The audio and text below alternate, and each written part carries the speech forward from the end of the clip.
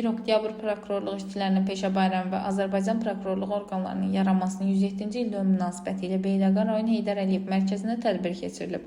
Əvvəlcə tədbir iştirakçıları Ulu Öndər Heydər Əliyevin abidəsini ziyarət edərək dahi liderin xatirəsinə ehtiramlarını bildiriblər. Mərkəzdə davam edən tədbirdə Azərbaycan Respublikasının dövlət himni səsləndirilib, Ulu Öndər Heydər Əliyevin və vətən uğrunda canlarını fəda etmiş şəhidlərin əziz xatirəsi ehtiramla yad olunub.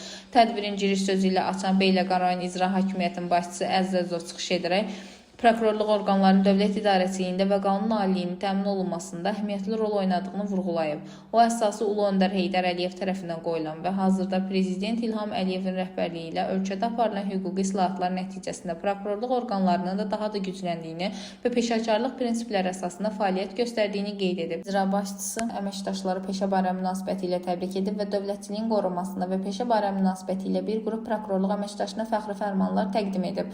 Daha sonra Beyləqan rayon prokurorluğunun əməkdaşı Azərbaycan Respublikasının baş prokuroru Kamran Əliyevin peşə bayramı münasibəti ilə təbrik məktubunu tədbir iştirakçılarına təqdim etdi.